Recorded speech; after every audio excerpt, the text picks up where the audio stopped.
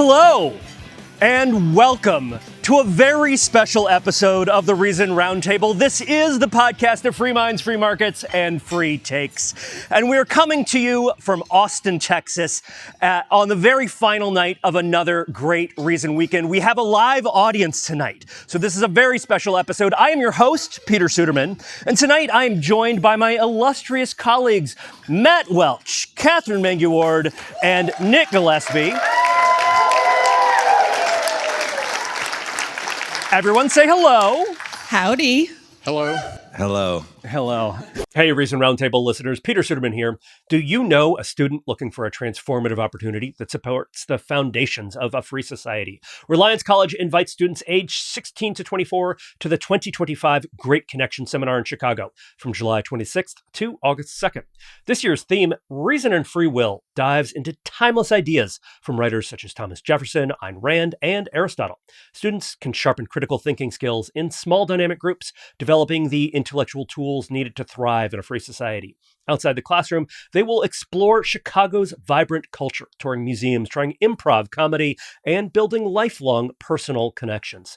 Parents, this program equips students to think, reason, and act independently. Go to reliancecollege.org/reason to learn more and apply. Registration is just $800, including room and board for the full week with scholarships available. Don't miss out.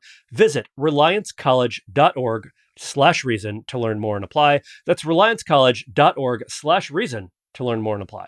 Happy Saturday to everyone who loves that everything is bigger in Texas. And that includes this podcast. So normally we have 4 libertarians on our podcast to discuss the news, but tonight we are joined by what I am told is 156 libertarians and friends of freedom, which, if I understand the deep principles and philosophy of libertarianism, means that we have, at the bare minimum, 157 opinions about just about everything in here tonight. So usually I start the podcast by going around the panel and asking them a question. And the question is usually, what do you think? But I get to talk to these folks every single week. So tonight, I am going to ask you all what you think. And in particular, I'm going to ask you what you think about a bunch of aspects of Donald Trump's second term, Trump 2.0 here. So let's just start. And I want you, as I say things, I want you to express your opinion. Make it known, cheer or boo or jeer or give me something that the microphones can hear that will help us understand what it is that you think. So number 1, DOGE, the Department of Government Efficiency. All right, good thing. Trump's tariffs on autos, on Canada, on Mexico. Okay, Trump's tax cuts. Extending the TCJA? Maybe? No? No taxes on tips and Social Security and I think generators? Maybe? All right, okay. So Trump's immigration and border policy.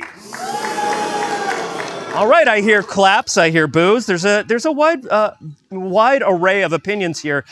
Trump's executive orders on DEI and free speech. DEI and free speech? Okay, great. Okay, so it sounds like we have a wide range of views here, and we're going to try to wrestle with those views and represent those views tonight. And I want to start with DOGE, because to me, Elon Musk's Department of Government Efficiency is the signature thing about the Trump second term for libertarians here. The stated goals of DOGE are to cut trillions of dollars in spending and streamline government operations. We have not seen big budget reductions yet, but we have seen real efforts to dramatically reduce the federal workforce. People affiliated with DOGE say they are hard at work upgrading outdated government systems, and that would not be happening in another administration, certainly the other one that was up for election last year. So I kind of think we, just to start here, need to stop and appreciate and celebrate that, and maybe do a little dance. So a couple of weeks ago on the pod, Katherine suggested that what we really needed more of was DOGE dance parties. And that is what we are going to have. In fact, I asked ChatGPT to give me a picture of what a DOGE dance party would look like. And this is what it would look like. It would look like a whole bunch of Shiba Inus dancing in their dance clothes. No underwear. Notice on the ones on the right there. No underwear. I shirt didn't catch cocking all that. the way down. But thank you, Matt, for zeroing in on this, right? So, for my first question, what we're going to do is we're just going to go around the panel, and I want each of you to tell me one thing that you really like about DOGE, and then, in conjunction with that, we're going to do a little dance, and I am going to start. Because what I like about DOGE is that it is shaking up Washington. Washington is, of course, where I live, and when I go to the gym or to my dog park or just walk around my neighborhood, I hear people talking about DOGE. And the way they're talking about it is interesting. This is a true story. I had a neighbor who I don't know very well, but I think works in some sort of government jobs, probably doing some sort of IT contracting, something like that, right? And he came up to me on the street the other day, and he just had this like haggard look. And he was like, "Man, are you okay? Are you okay?" And I was like, "Yeah, I'm okay." I don't think he knows what it is that I do. But the point is, DOGE is shaking up Washington, and it is causing people who work for the government, who are paid with taxpayer dollars, to do something. And this is where the dancing comes in. That's right. It's causing people to freak out, and I think in a mostly good way. That is not an end unto itself. You can take it too far. Freaking out doesn't get us all the way, but it is something that needed to happen. Someone needed to come to Washington and say, let's not keep doing things this way anymore. So, Katherine, I'm going to start with you. You came up with the idea for this dance party. And I know you just want to have fun. Also, you're a lady. So I have a song for you that we're going to play right now. It's my DOGE dance party. That's it. I'm done. Right. That was enough, right? Okay. That's I can our tell dance you the party. thing that That's I like. your dance party. That was my DOGE dance party. I am very sorry to everyone in this room. This was my idea. I take full responsibility. And I'm delighted to see what is about to happen with the Nick and Matt phases of the DOGE dance party. But my favorite thing about DOGE is Steve Davis. I don't know if anybody read the incredibly sinisterly framed profile of Elon Musk's top lieutenant in the papers the other day. He came from SpaceX, from the Boring Company with Musk, and he is a friend of mine, a person that I know. The main way that I know him is that he sometimes comes to my house and we play board games. It's been a while because he's been busy. And at these board game nights, he drinks chocolate milk.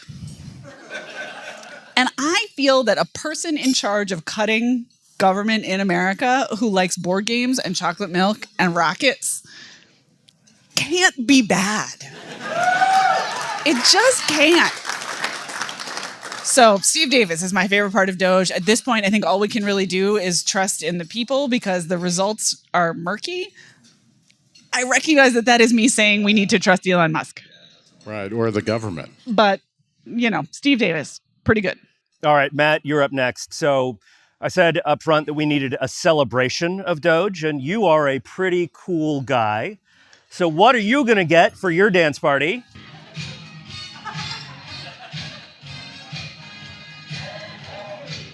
Don't take off your pants. I see you looking at that picture. Don't. It's aspirational. Everyone wants to porky pig a little bit in their lives. Who doesn't? I think Ben Franklin's quote was, it's a republic if you can keep from having stupid dance parties at a Reason. I do remember that weekend. I have criticisms of DOGE, which we might get into. We had hope at the beginning when Musk and Vivek Ramaswamy wrote a piece in the Wall Street Journal that was actually pretty interesting and measured, talking about all of the ways they're going to do some rescissions of regulatory state overreach and stuff. It was like a CEI document. It's like, oh, whoa, that sounds more serious than what I had thought. And then now Elon Musk wakes up every morning and just rips some ketamine and starts talking about, they just did $1 trillion survey about something. Can you believe it? I'm like, okay, so we're not doing the serious one. But in the process of doing all of the things that they have done, they occasionally just end USAID. It's like this margin call of All right, let's stop that thing. And some of those things, and I'm sure it's all going to be haphazard and kind of capricious, but some of those things, as per David's opening night remarks, birthday boy David, who knows where he is, are going to turn out that people are going to look around and go, yeah, we didn't really need to do that. And it was just sort of this bureaucracy that grew forever. And we thought that's the way that we should do it. And we no longer have to do it that way. Those things are the things that I'm looking forward to. And if I was ever going to dance in a chair, I might think about doing that at some point. All right, Nick, speaking of chair dancing, you give us life every night, this night in particular. So you are going to get...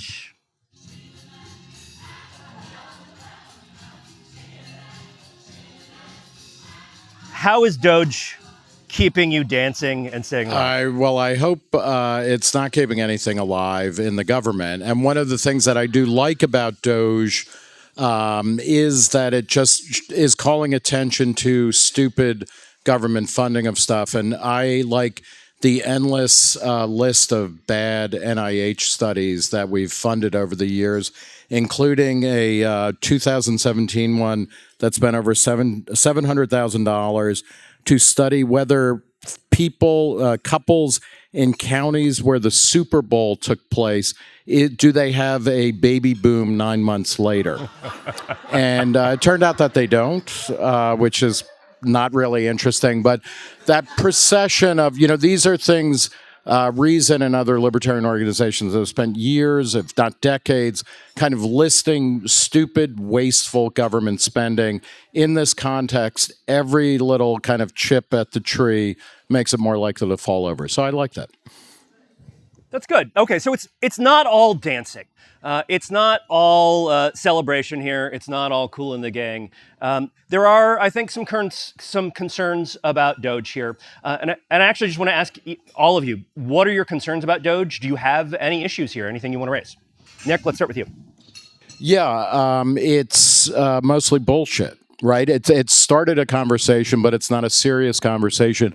Matt briefly mentioned Musk talking about a billion dollar study of that the national park a survey that the national parks had done. It's just wrong. And like on almost every... It is an $835 million contract with an organization that does survey research that included a question about whether you like parks. Right. It's not a billion dollar the whole park Department of Interior, et cetera. When you look, people like Jessica Riedel, the Manhattan Institute economist, has said the actual savings are somewhere around $2 billion. DOGE itself is claiming $55 billion.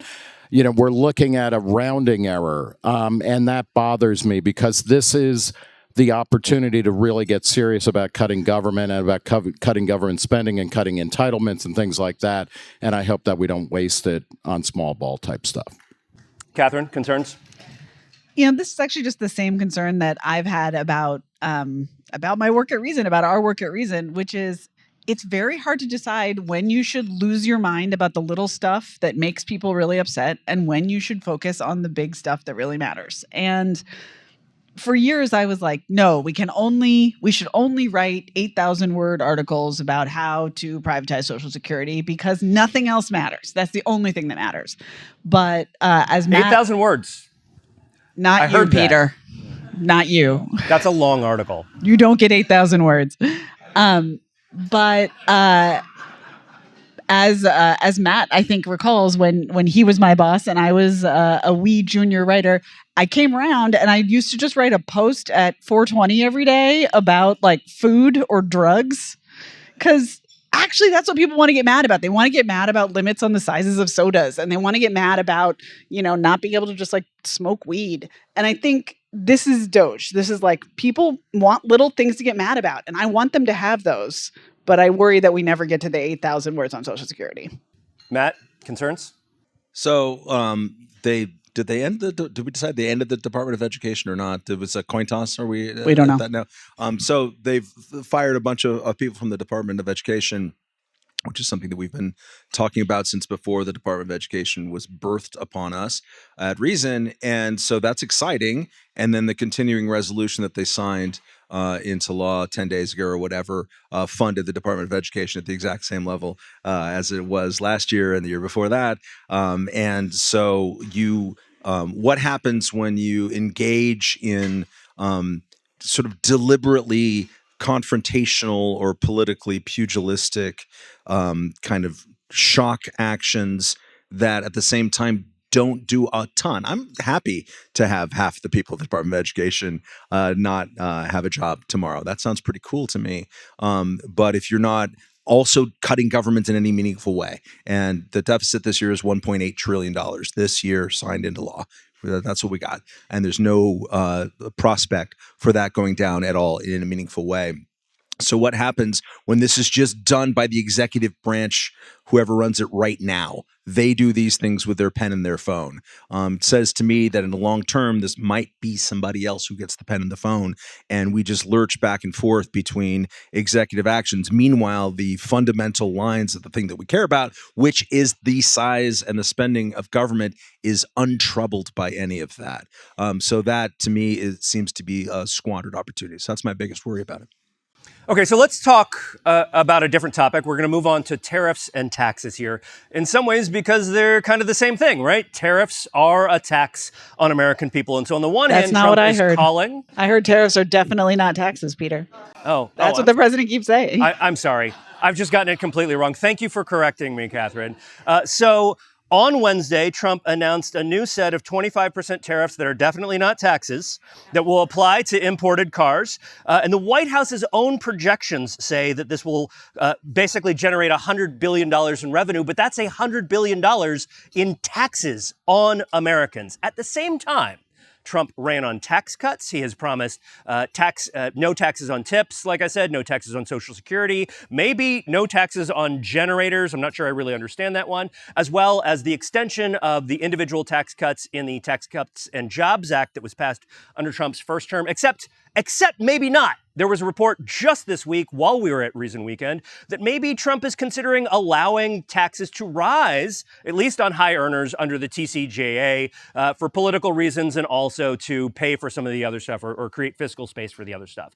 So how do we feel about this very strange, internally contradictory, difficult to pin down because we don't know what all of the tariffs are going to be here? But how do we feel about the kind of the tariffs and taxes part of the Trump administration, Nick? Not good. Yeah. Thanks. That's right. Yeah. No, and the tariffs are bad. And you're getting more Trump administration officials who are saying, hey, you know what? Tariffs aren't a tax. They're good for the economy. They're going to make the economy better. But we should also prepare for a one-time adjustment or a short but deep recession and things like that. So, I mean, the game is out. And tariffs are bad, and I don't think really we need to argue that too much. But then the tax cuts, like I want to pay fewer taxes, but I also want the government to spend less. And like if you're not doing those things in concert, you're just passing the buck the way that it's been getting kicked down the road forever. So Katherine, the Trump administration and supporters say that the tariffs, taxes thing, like those go together for a reason. Because we're going to pay for the government with tariffs rather than taxes.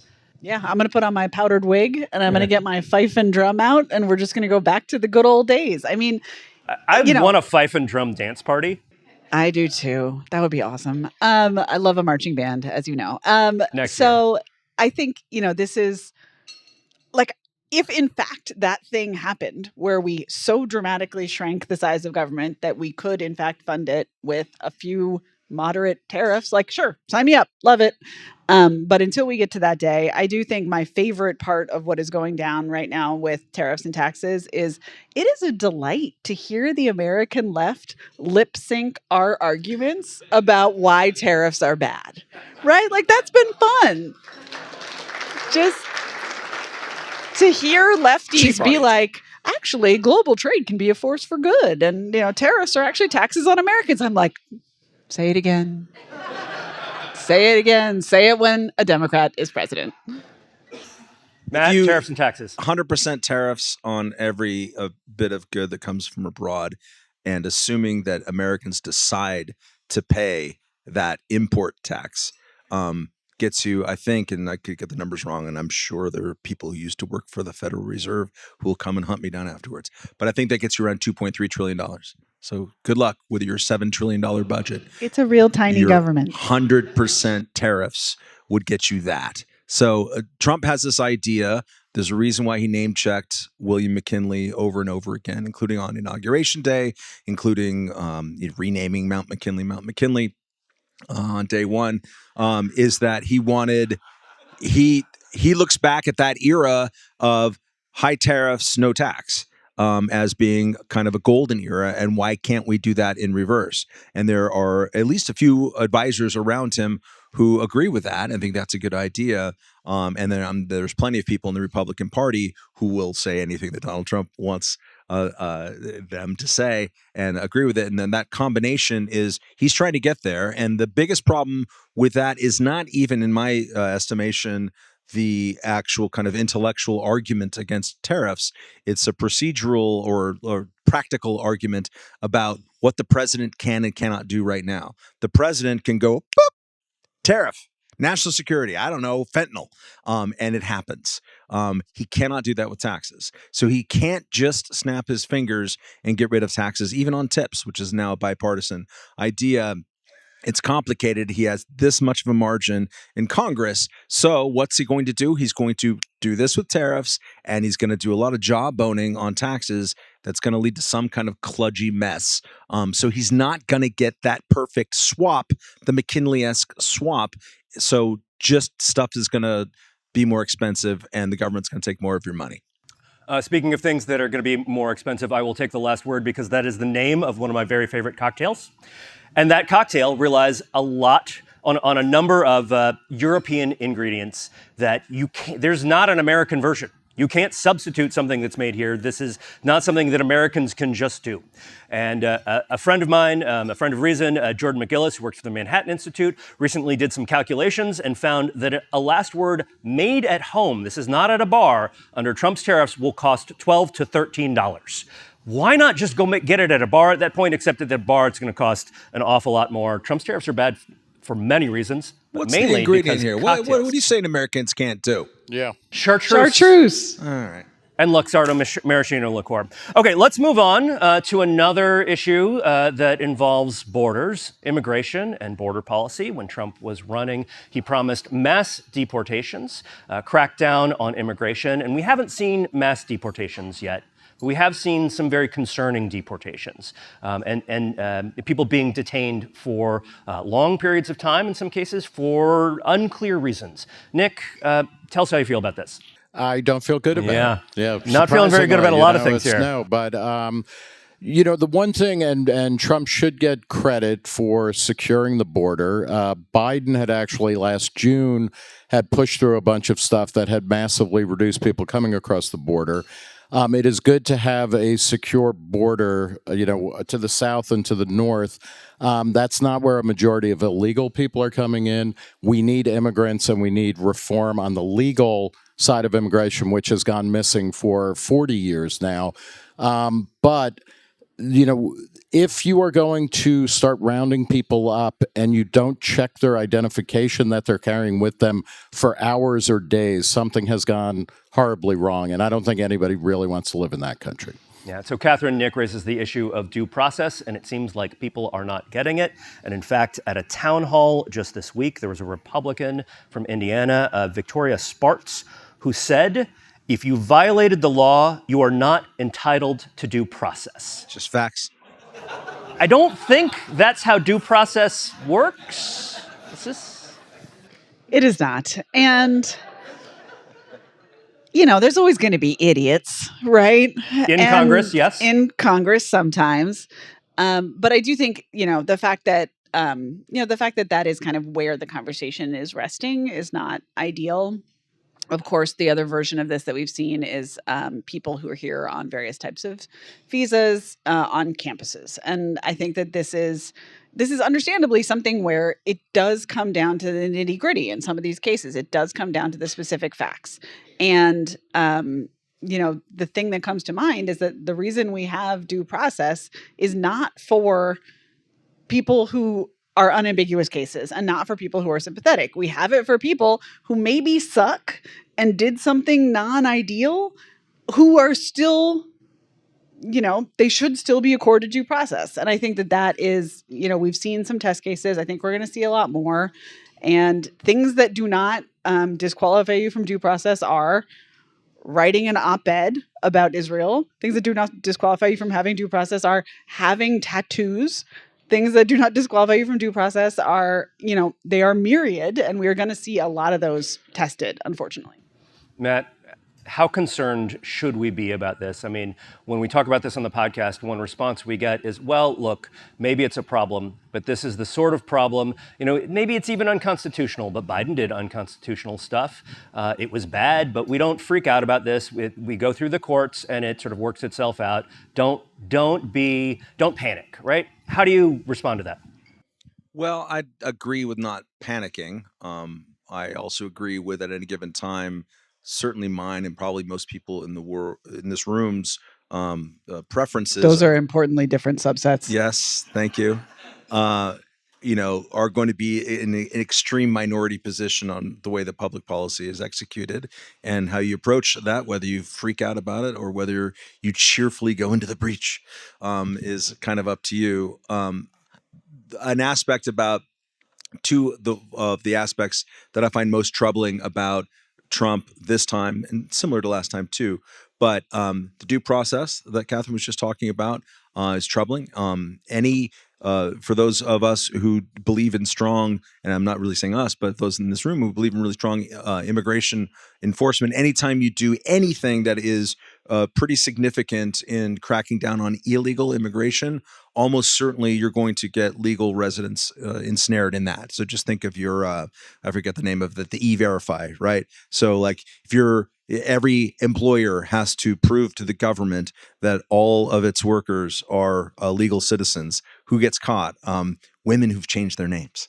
That's who gets caught, who are American citizens more often than not. So that happens. There are due process issues. But for me, there are probably, I don't know how many in this room, but I know I've talked to some people who are in this room because America used to be the place that took on refugees. We took on refugees from Vietnam, from Cuba, from Cambodia, from Russia, Jews from Russia as well. We were understood under both Carter and Reagan, especially to take kind of a lead role in the world of processing refugees, particularly from authoritarian countries. The refugee and the immigration crisis that we've had over the last 5-10 years, and I think it has been a crisis, has been largely from Venezuela, authoritarian country, basically commie at this point, spitting people out. It's a difficult question, and it always is more difficult than I think a lot of people want to acknowledge, regardless of where they are on the position. But what Trump did in his first term was historical in snapping that refugee door shut. There are many problems with the system, tons, backlogs of being able to process the applicants, people going through this little loophole over here, plenty of problems with that. But he took down a refugee intake to less than 20,000 a year. From the entire world at a time when the worldwide global population of refugees basically doubled from 10 million people to 20 million people. We're doing that again right now. So my vision of America is a place that uniquely compared to almost every other country, especially in Western Europe, takes in, assimilates, processes, champions refugees who are fleeing authoritarian hellholes. We are now not doing that anymore. That is no longer the character of America. I am not panicked about that, but I'm embarrassed by it. Yeah, and it's also, we should point out places, there are cases where people who were critics of the Maduro regime in Venezuela are here pending legal processing and get sent to El Salvadoran prison en route back to Venezuela. That's not a good America. I mean, and we should be clear about that. America should be always a place where people who want freedom and are escaping tyranny can come here and kind of become something different. And that's not a small thing. And it's the ugliest, I think it's the ugliest aspect of Trump 2.0. And it's worth always pushing back against. Yeah, so, great. So I'm going to move on to DEI and free speech. One of Trump's first executive orders on January 20th was an executive order restoring freedom of speech and against federal censorship. Katherine, is Donald Trump good for free speech? I mean, I think Donald Trump is good for the culture of free speech in the sense that, for sure, like you cannot deny that the DEI order, and also just in general, his, he does say the right words about free speech at the highest level, and would-be restrictors have heard that, and people who were kind of looking for cover, looking for their right moment to stop doing some of these practices, have taken that opportunity. His effect on that side of the culture of free speech is good. He also will definitely be using the government to silence people, for sure. He did it during his first term. This like ongoing kerfuffle with CBS is just like one little piece. The thing I mentioned earlier about folks who are losing their visas and status in the country over, as far as I can tell, at least in one case, just words published in the press. That is not, in fact, protecting free speech. Yeah, or that they pissed off Marco Rubio, right? He seems to have a long enemies list of people whose visas he wants to I pull. hope someday to be on Marco Rubio's enemies list. What do you think? I think that's an attainable goal. I think it's short jokes. That's what it is. I don't want to do it ad hominem. I want to do it, real.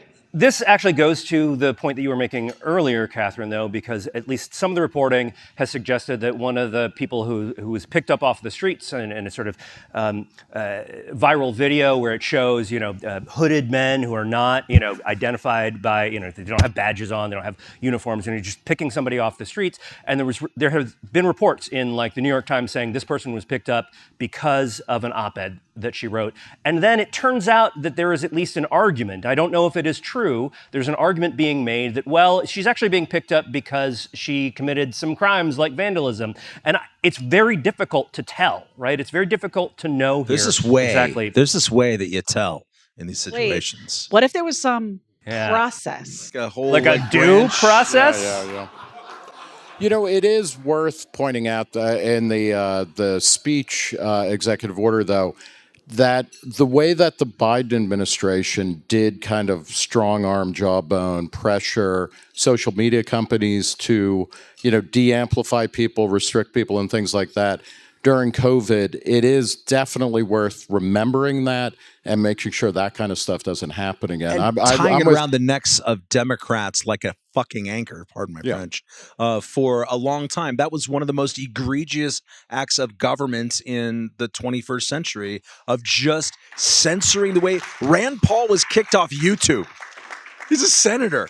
And he was kicked off YouTube for like questioning the efficacy of masks for 6 months. That was widespread. The White House press secretary, whatever, was like, okay, we have a dirty dozen of people that we want Spotify to ban. This happened. There was like whole of government or whole of society, even things done by government to crack down on COVID speech. It was unprecedented in modern American history, and it should not at all be forgotten. Right. And sorry, I just totally interrupted you. The whole that's what the podcast is for. So for some of us, the whole premise of the Trump coalition was supposedly to strike this down, right? Like we're going to be against where this culture of free speech is punishing the Democrats righteously. And I celebrated that the day after the election. That was you could feel the vibe shift in the culture. Justin Bateman could finally speak freely again. Great.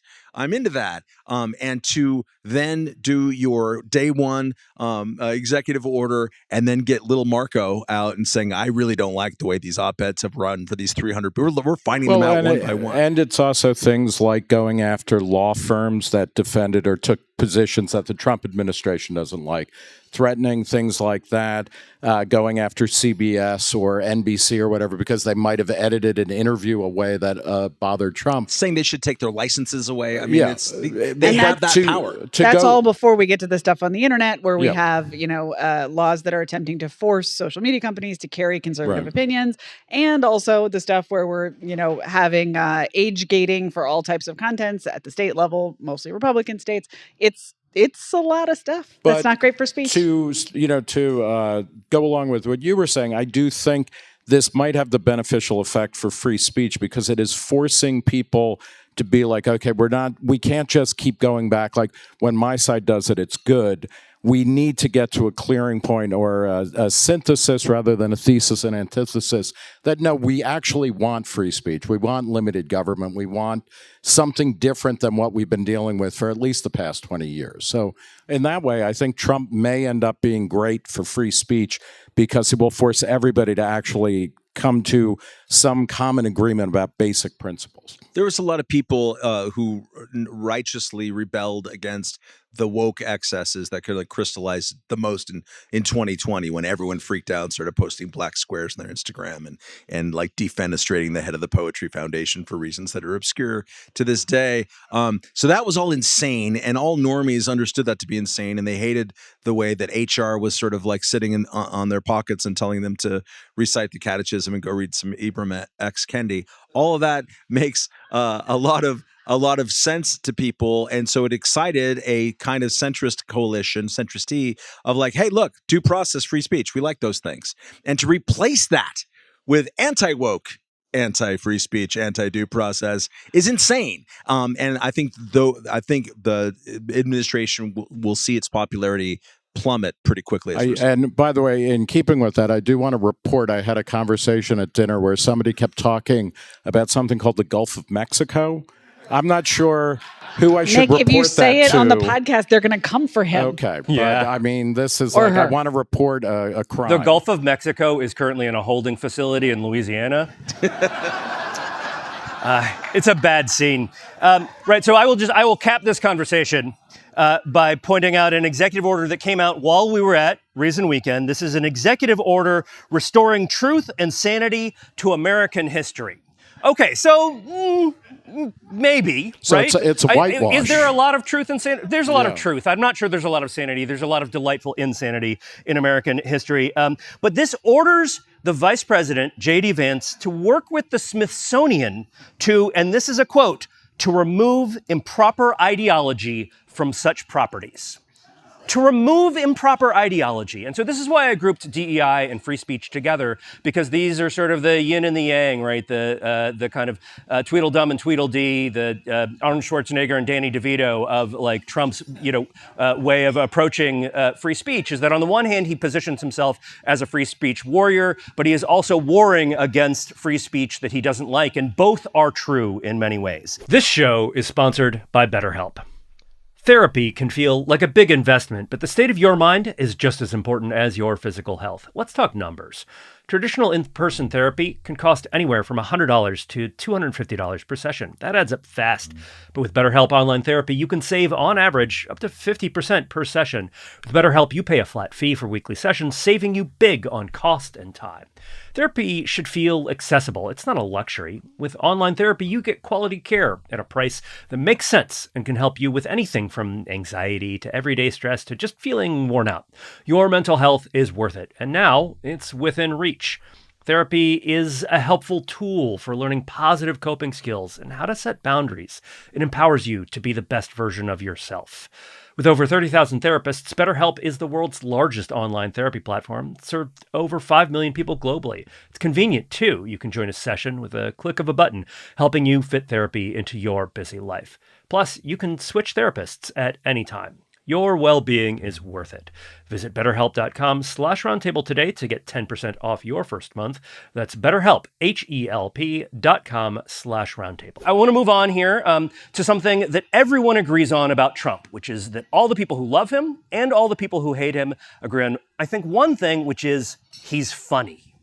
He's funny, and sometimes he's funny on purpose, sometimes he's funny not on purpose. He's just sort of insane and you have to laugh.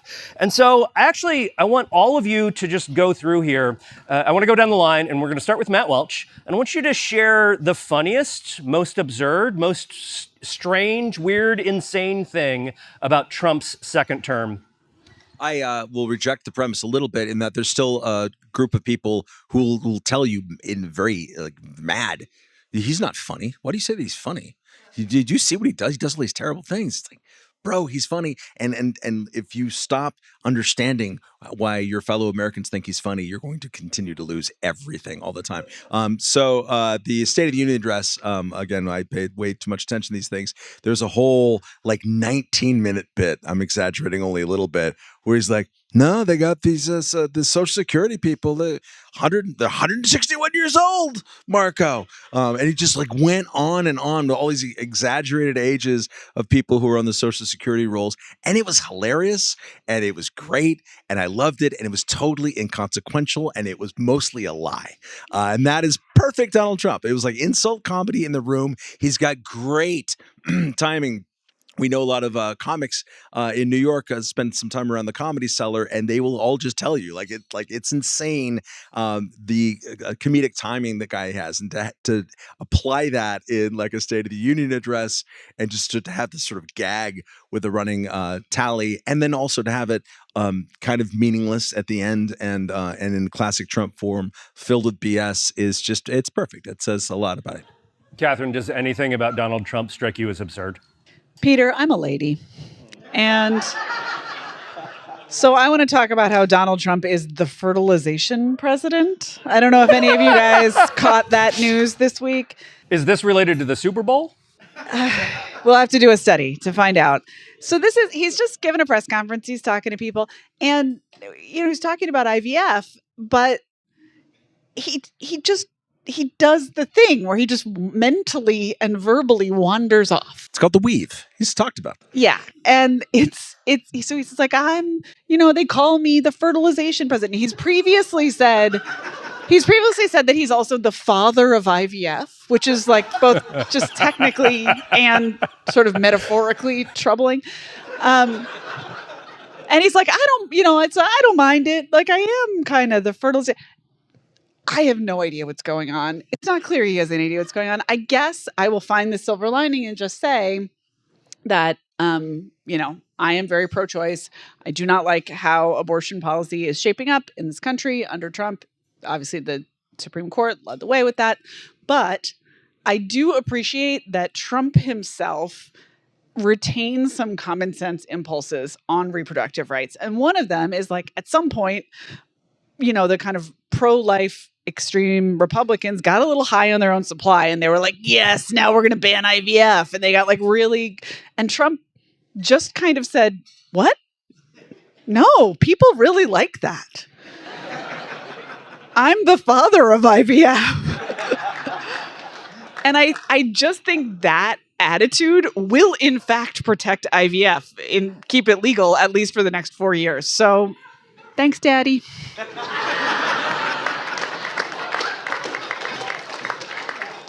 I loved when he said everything is computer, because we all knew exactly what he meant. And there's we have had at least a series of presidents who pretty clearly have dementia. But when he said that, you have to be like, yeah, you know what? This is like if you woke up from a long nap and you saw a Tesla or almost anything, you'd be like, holy cow, this is like science fiction. So he knows what he's talking about. If you haven't watched the video, it's really incredible. It is at basically a used car sale that they hosted in front of the White House with Elon Musk and his new Tesla. Okay, they're not used, but his new Teslas. And Trump gets in and he's just like, oh, it's beautiful. Oh, it's so beautiful. He can't stop saying, oh, it's so beautiful. And he gets in the car and the first words that come, everything's computer. And it is this moment that you never see from Trump of genuinely childlike wowed innocence. But he's like the caveman lawyer that Phil Hartman played on Saturday Night Live, right? Where it's like, your ways are strange, but instead of being frightened, he's happy about it. But it is, and again, you know what he means and it's good, but it's also like, where have you been the past 25, 30 years? But not driving his own cars, but it is even looking into... This was actually the moment that stuck out to me, and I loved it because on the one hand, it's absurd, and it's such a classic Trump moment, but it's also a reminder that we live in a world of wonderful, magical computer abundance, in which everything is computer. And that would be true whether or not Donald Trump was president. And it also provides me a little bit of a segue to our next topic. We've talked a lot about Republicans and Donald Trump, but now we are going to talk just a little bit about Democrats.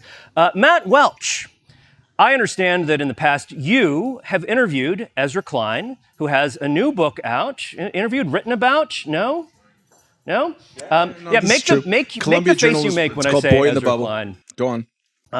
Right, so Ezra Klein and Derek Thompson of The Atlantic have a new book out titled Abundance, and it's basically an argument that Democrats blew it, especially on housing. They made everything too difficult to build, and we need to live in a world of abundance, a world in which more things exist, in which more things are not just computer, but actually built in the world. Do you see this as a force for good in the Democratic Party? How do you understand this movement? I just want to express a lament that when I stopped hosting the Reason Roundtable, we removed the electrode buzzer that went to Peter Suderman's nether regions whenever he says abundance agenda. Like, zzz, you can't say that. It's because he started liking it too much. He started liking it. Yeah, totally true. Fact check true. The secret is that I'm actually the DOGE programmer Big Balls. Did we figure out how to make everything computer so that we can rewind that last minute of our lives?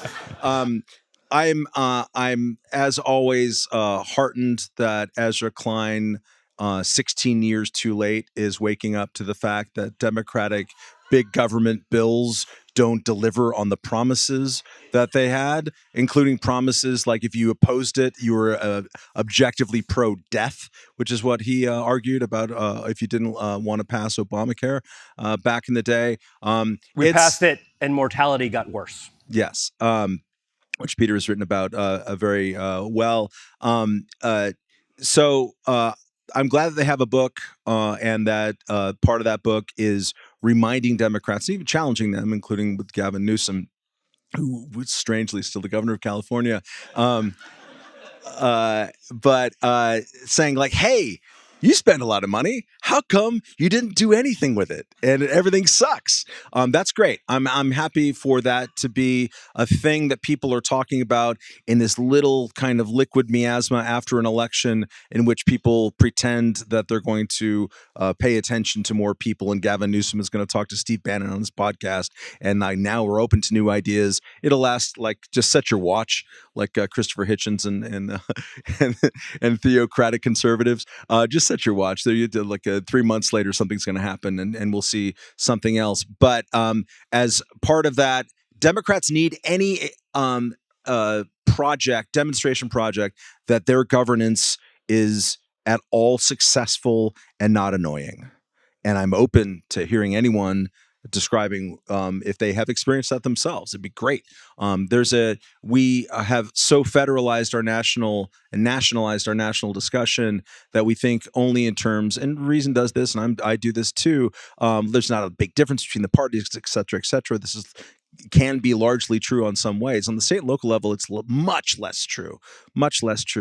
And a lot of the people, I think, who became sort of Trump curious, certainly where I live in New York, I mean, look at those maps compared to what they were before. There's a lot of people who are just sick of Democratic misgovernance, really, really, really sick of it. And also the piety and the annoyingness and telling you what you can and can't say.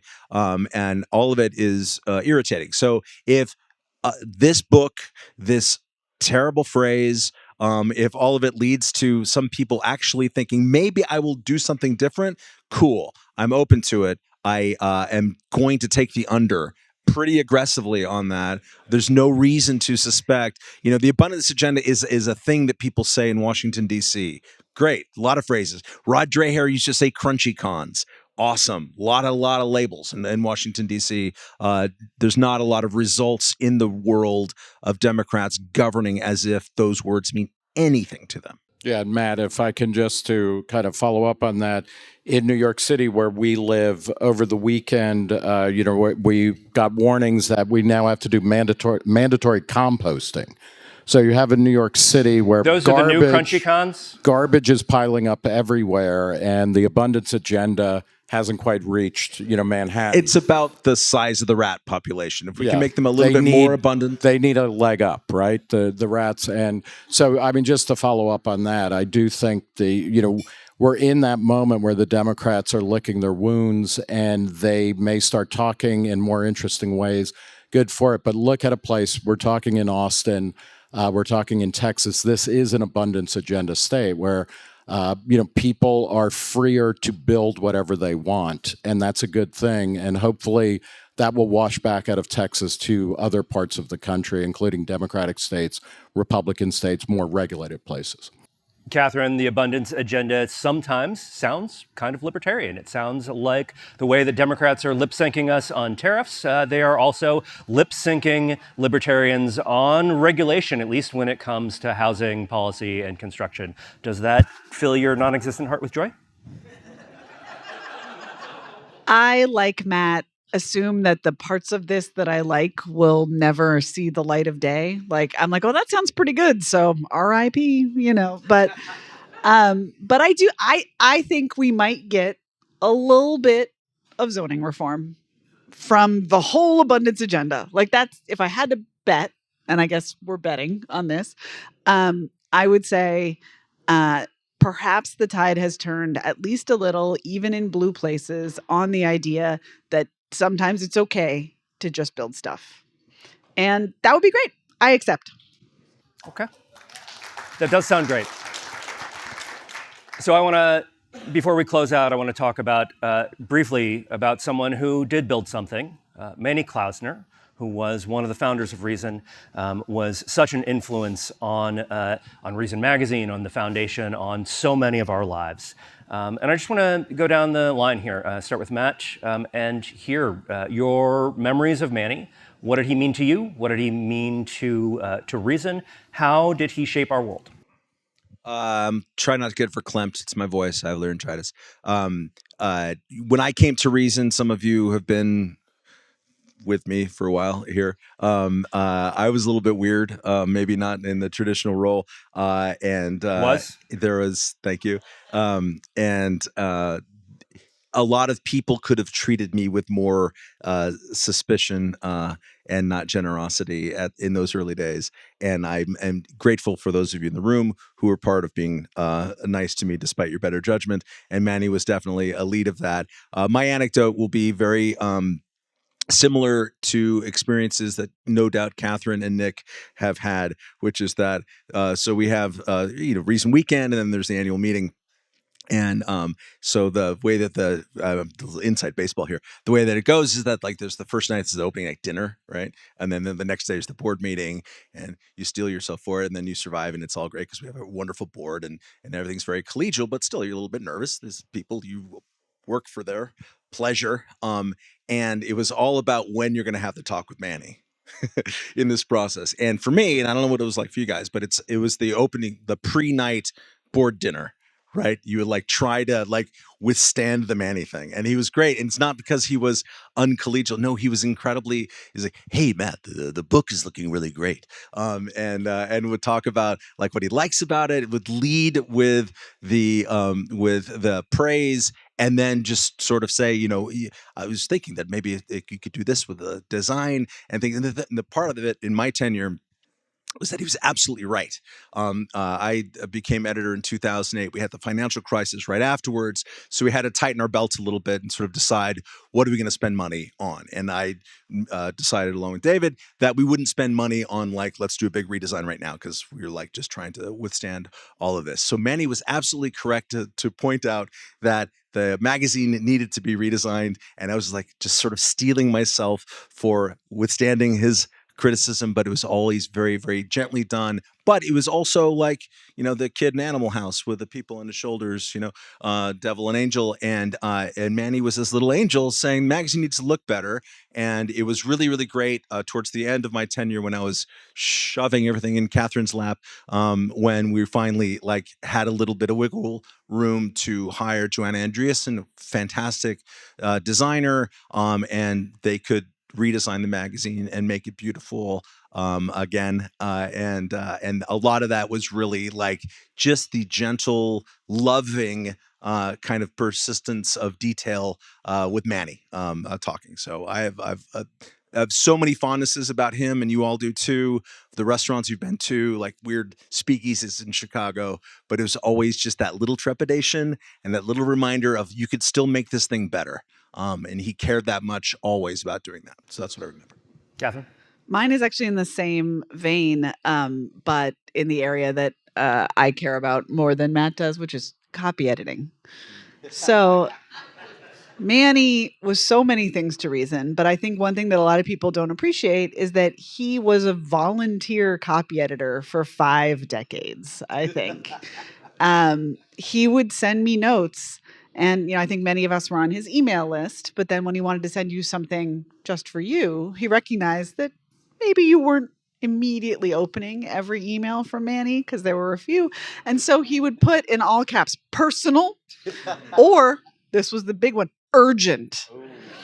And so you've got an all caps Manny email, you click on that bad boy, and a lot of the time it would be like, I have noticed a typo on the site. Please correct. And I was like, thanks, Manny. We'll fix it. Real sorry. And I just think that like, he was reading deeply and he just wanted everything to be as good as it could be. And he wasn't a jerk about it, just like Matt said. He was just like coming from a place of love. And he was like, it's the wrong there. And in recent years, these emails dwindled. And I've never been sure, and I don't want to know, whether it's because the copy editing just finally got really good or whether Manny got really tired. But either way, I've always been grateful for the kind of love and attention to detail that he brought to Reason at every level, including the commas.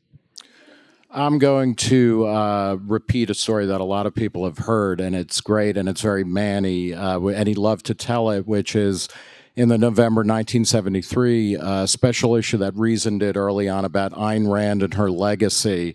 And Ayn Rand, who's very litigious, contacted Reason, or her lawyers did, and said, you can't write about me without my permission. You have to pulp all the issues and issue an apology. And he wrote back to them, a lawyer by training, saying, we very much look forward to the case of Rand v. Reason. And he loved Ayn Rand. I mean, he was not antagonistic towards her and everything, but he was a man of principle and of humor and of understatement. So he just brought so much. And as on a personal level, he was incredibly generous and supportive throughout, good times and bad. Yeah, I don't think I knew Manny as well as some of you, but I lived in the world that he created now every day for the last 16 years. And the world that he built, Reason, the Reason Foundation, Reason Magazine, in building it, he helped define its character. And his character was that he loved good food and great drink and theater and intellectual debate and liberty. And he was a model for us all. So we're going to do our final segment here. And this is our cultural recommendation. But because we are in Texas, this has to be Texas themed. So Matt Welch, what Texas themed culture have you been consuming? Or do you want to recommend? So the reason why there's a Willie Nelson statue about 30 yards from here, and that we're on Willie Nelson Way and Austin city limits here, comes down to one piece of art more than any other, which is his 1975 album, Redheaded Stranger, which is an amazing piece of work that I was re-listening to today. Double platinum record at a time when country artists were not doing that. The song that you will have heard from that definitively is Blue Eyes Crying in the Rain, which he did not write. Willie Nelson was in his 40s when that came out. He had been a Nashville songwriter, Hello Walls, all these songs for other people, Crazy. And he had tried to have a career of his own. It didn't really work out.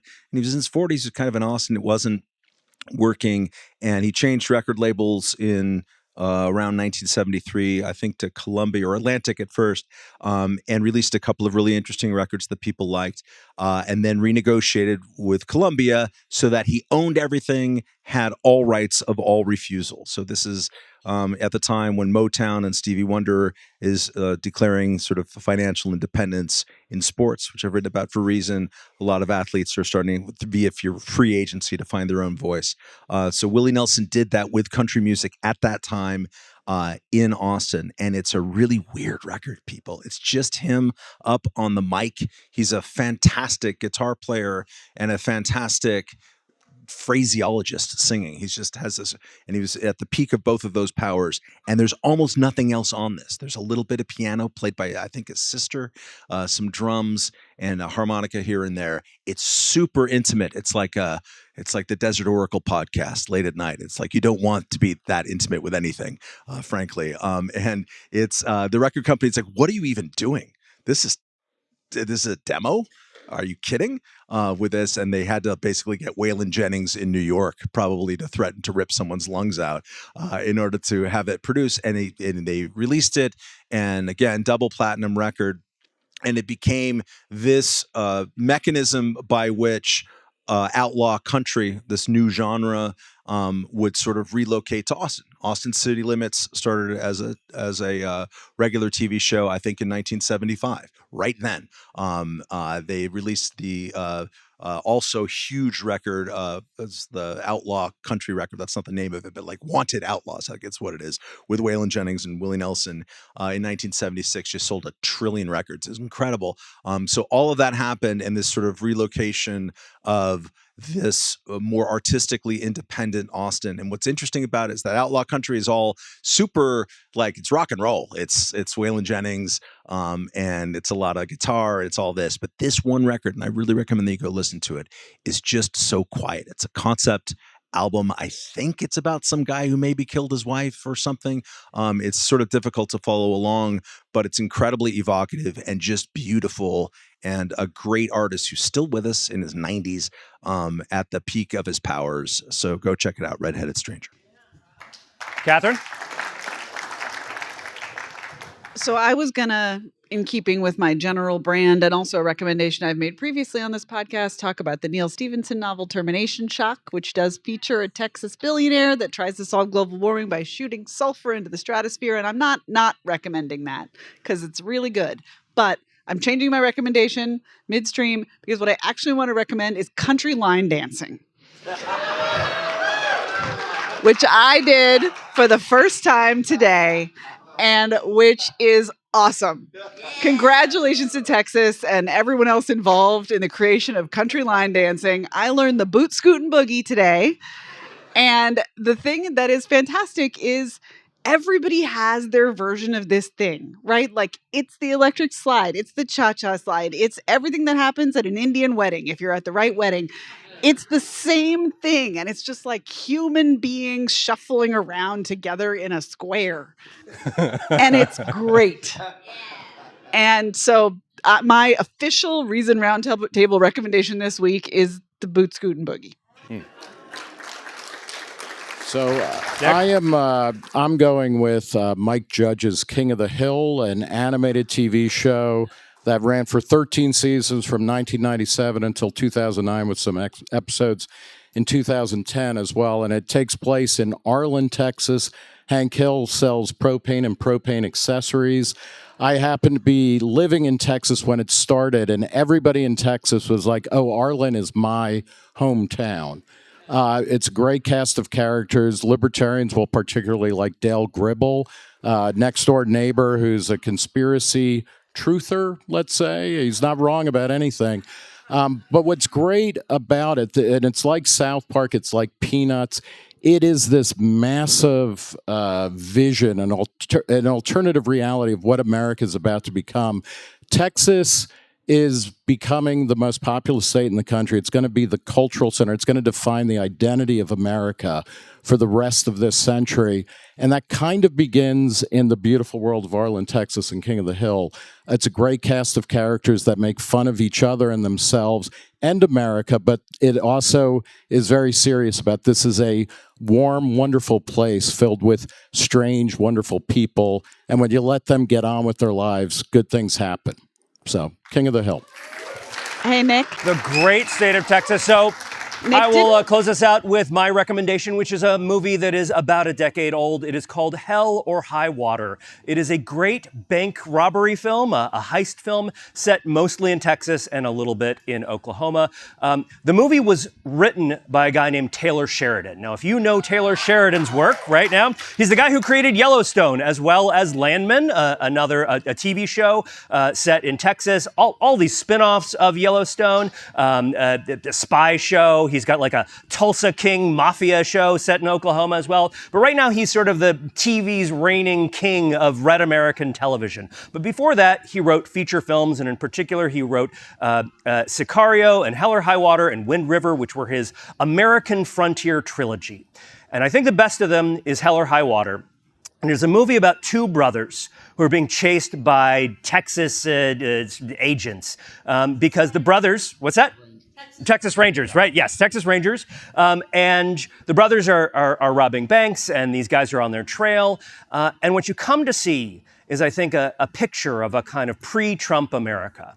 A world in which people who value hard work and who value owning your own land, they're robbing banks basically to pay the bank back to make sure that they can hold on to their home. And you see this world of people who distrust elites, this world of people who just want to make it on their own. And it is a kind of stirring and really effective picture of an America that gave us the world of Donald Trump 2.0 and DOGE and all of these things that we have been talking about. And so if you want to sort of see the origin story expressed in a really great cinematic thriller, Hell or High Water is just a great film. And then all of the rest of his works, Yellowstone, Landman, really kind of plumb the same sort of cultural milieu and show us the kind of cultural forces that are at work in America right now in a way that I just don't think any other writer, any other filmmaker today is doing. So, all right, folks, that is our show. If you are listening at home and you are curious about Reason Weekend or any of our other events, you can find out more at our events pages on our websites, reason.com and reason.org. The Reason Roundtable will return next week. Thank you all so much.